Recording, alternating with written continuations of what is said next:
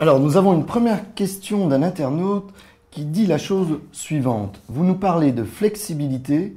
Pour autant, une petite entreprise est-elle concernée par les problématiques que vous venez d'évoquer? Plus que jamais. Plus que jamais parce que, plus on descend dans la taille d'une entreprise, plus le besoin de productivité et de partage de l'information est fort.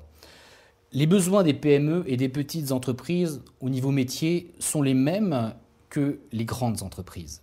Pour autant, elles ont besoin de processus beaucoup moins structurés parce que leur force, c'est justement la flexibilité. Et pour avoir cette flexibilité, il faut davantage de partage d'informations. Et on le sait, je vous l'ai dit tout à l'heure, les collaborateurs au sein d'une petite entreprise ont une fonction transverse. Ils ne sont pas organisés en silos. Et pour ce faire, ils ont besoin d'avoir accès à l'information dans n'importe quel type de situation, y compris dans des situations de mobilité, et y compris s'ils ne sont pas comptables, y compris s'ils ne sont pas gestionnaires.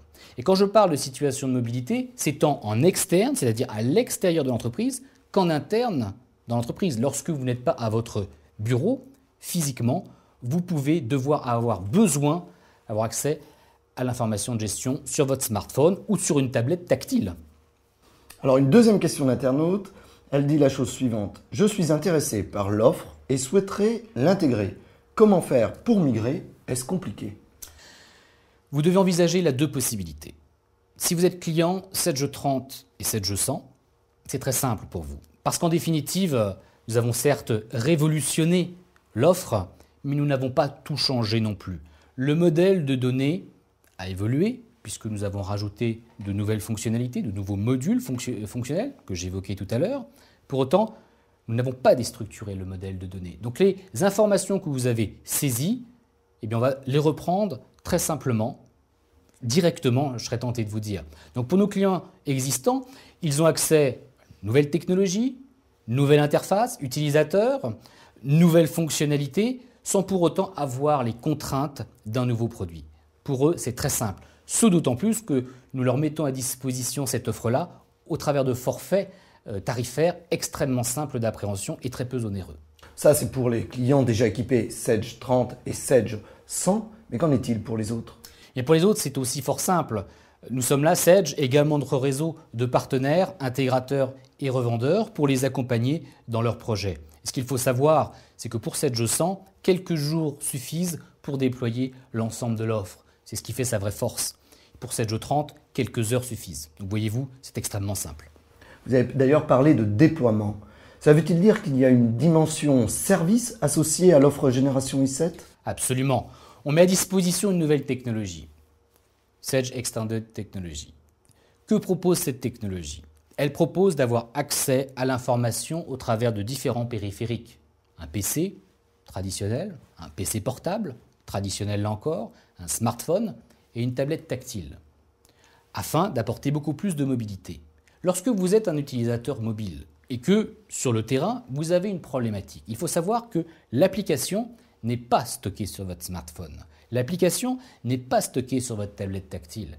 L'application se trouve au sein du serveur de l'entreprise. Si vous avez une problématique donnée, la seule manière de faire, pour vous aider, pour nous, c'est d'accéder directement à ce serveur. Et c'est la raison pour laquelle nous mettons à disposition de nos clients nouveaux types d'assistance, à savoir l'assistance et la télémaintenance. Et le deuxième point que je souhaiterais mettre en exergue, c'est que lorsque vous êtes, un gestionnaire, vous êtes un comptable par exemple, et vous n'êtes pas un informaticien, lorsque vous avez besoin d'aide, vous ne savez pas forcément exprimer votre problématique. On vous dédouane totalement de cela. On prend directement la main sur votre système de gestion et on vous aide directement en ligne, au travers de l'assistance et la télémaintenance. Alors, une autre question d'un internaute qui dit « Je voudrais savoir si les schémas et les tables de gestion commerciale SQL seront différents de ceux de la version 16 ». Alors, je l'ai rapidement évoqué tout à l'heure. Le modèle de données entre Génération i7 et les versions antérieures a légèrement évolué. Il a évolué pourquoi? Parce que nous avons rajouté du fonctionnel. Pour autant, nous ne l'avons pas déstructuré. Donc en clair, il y a de fortes chances que pour cet utilisateur-là, rien ne change puisque nous n'avons pas déstructuré le modèle de données. Autre question, i7 fonctionne-t-il avec Sage e-commerce? Très bonne question.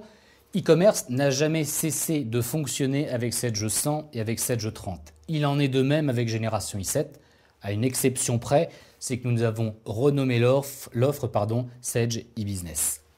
Et nous avons encore une autre question d'internaute qui dit la chose suivante. Puis-je avoir un DSU d'un montant un mois et avoir un autre montant le mois d'après si je n'ai pas les mêmes usages? Absolument. C'est ce qu'on appelle la flexibilité à 360 degrés. Si vous n'avez pas le même usage, imaginons concrètement, vous avez 5 utilisateurs au mois de février. Au mois de mars, eh bien, vous avez par exemple recruté des CDD, des collaborateurs en CDD ou des intérimaires. Eh bien, vous pouvez temporairement leur donner accès à des utilisateurs supplémentaires au travers du droit de souscription à l'usage. Et le jour où ces collaborateurs sortent de l'entreprise, vous pouvez très facilement reprendre votre configuration initiale. C'est tous les bénéfices de flexibilité apportés par le DSU, le droit de souscription à l'usage. Alors, on nous demande, toujours par Internet et en direct, pouvez-vous rappeler les conditions pour les clients équipés de Sage version 16.05? Pour accéder à Génération i7, c'est fort simple en définitive. Eh bien, au travers de forfaits, très simples, les forfaits ont été élaborés en fonction, je dirais, de la configuration d'origine du client, au travers de forfaits très simples et je dirais très peu onéreux, vous accédez à Génération i7. J'aurais une dernière question, Monsieur Cordier. Pour les internautes qui nous ont suivis tout le long de ce vidéo chat, comment font-ils s'ils ont besoin de plus d'informations? Ils peuvent nous contacter très simplement au 0825 825 603. Merci Monsieur Cordier. Merci à vous. Vous l'avez compris, l'offre Génération i7 est une véritable opportunité pour les PME et ce, quelle que soit leur dimension. En tout cas, nous espérons que ce vidéo chat vous a permis d'avoir une vision plus précise et concrète de cette nouvelle offre lancée par Sage. Mais si vous avez des questions, n'hésitez pas à appeler le numéro qui s'affiche en bas de votre écran, à savoir le 0825 825 603. Je vous remercie et à très bientôt.